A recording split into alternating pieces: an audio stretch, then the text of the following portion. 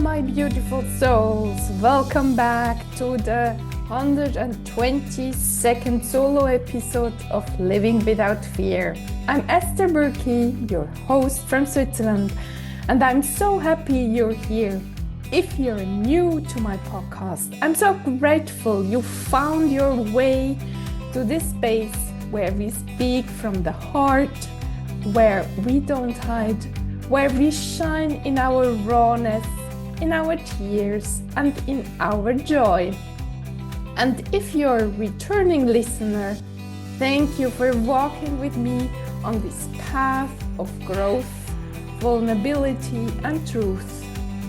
Today, I want to talk about something that has been with me my whole life, something that still touches me deeply. The longing to be seen as who I am, not as who I was expected to be. When I was a child, I learned very quickly that if I wanted to be seen and loved by my parents, I had to do what they wanted. When I followed their expectations, they called me a good girl. But when I didn't, when I followed my own heart, they made me feel I was bad, wrong, not worthy of their love. Even though I've worked for decades on my self-worth, and you might have too, there are still these little triggers that bring up the old wounds. For example, when I visit my father, who is now 90 and living in an elderly home, I often find myself back in that old pattern. If I suggest something he doesn't want, like saying, "It's time to eat," and he's not ready, he gets upset with me. Or when I notice his plants need water and I want to help, but he prefers I sit and listen, he calls me out. In these moments, that old voice in me whispers again, "You are a bad person." It's painful, and it's so familiar. As a child, I learned if I did what they wanted, I was loved. If not, I was wrong. Over the years, I had to learn again and again to replace those negative voices in my head, to whisper back to myself, "You are good enough. You are even amazing. You are worthy, just as you are." And you, my dear listener, you might be on the same journey. You might have felt that you needed to earn love by pleasing others, by being someone you are not.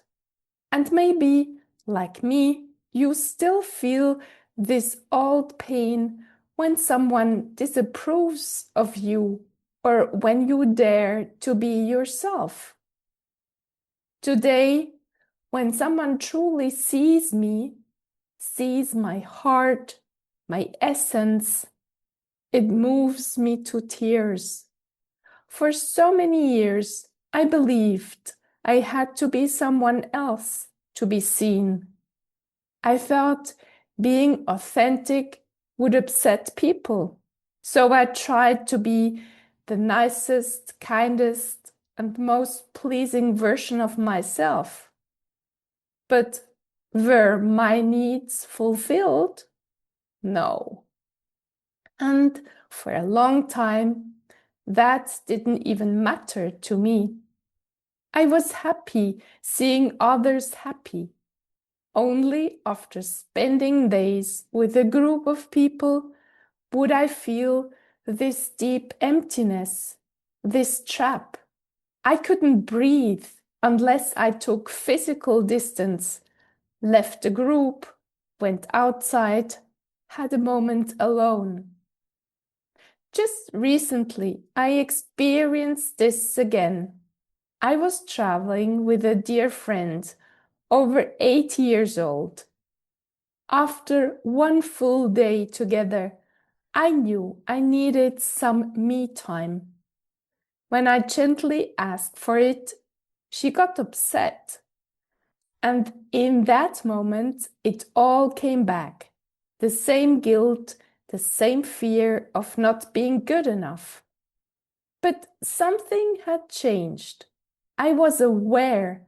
I could feel the trigger. And still, I could stay kind to myself. I told her gently that I needed a little time alone. Not because of her, but because of me. This is what I've learned. Being seen for who we are is a rare and precious gift. I'm practicing this every day with my friends, with my two adult sons. In the past, when they were children, I couldn't yet see them fully as they were. I wanted them to be different, to be what I expected. And my elder son especially mirrored this back to me. He felt the same way I had felt with my own parents. But now I'm learning to truly see them. And it's not always easy because being authentic to myself while seeing others for who they truly are is a delicate dance. Sometimes I ask myself, can I do something I don't like simply for the joy of the other person? And when I choose to do it, I do it consciously, knowing that I see myself clearly and I'm not betraying myself. Other times, I realize that compromising too much would hurt me, and I choose differently. What helps me most in these situations is to pause and tell myself, Esther, I see you. I see your needs. I know what you would love right now. This simple recognition allows me to be more flexible with others. It makes my life so much easier. Some years ago, I couldn't do this. Being around people for too long was overwhelming. But today, I can hold space for myself while holding space for others. And if you, dear listener, feel the same struggle, here's what I invite you to try. First, see yourself. Acknowledge your needs. Then ask yourself, can I be flexible here without losing myself?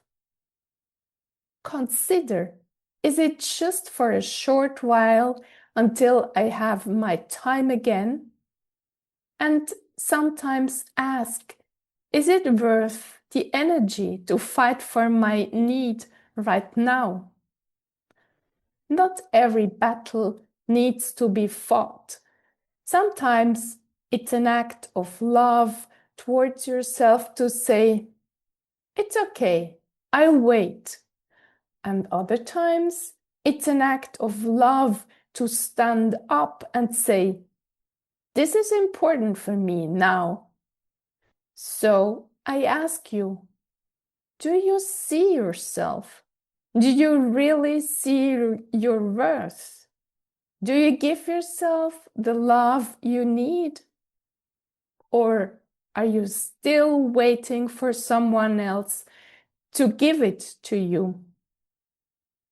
The truth is, no one can see you fully until you see yourself first. That's why I recommend you to tell yourself every single day, I love you, I see you, I'm with you. And let me tell you something important. This is not a 7-day challenge that will magically heal everything. Self-love, self-awareness, this journey of seeing yourself, it's a lifelong practice. Every new situation can bring up old wounds, but the more you practice, the softer these wounds become. And if you feel that you need support on this journey, I'm here. It's my greatest joy to guide people into seeing themselves more and more. Because you deserve to be seen. You deserve to feel your own worth. Thank you for being here. Thank you for listening. And most of all, thank you for seeing you. Bye for now from Switzerland with love. And I'll talk to you next week.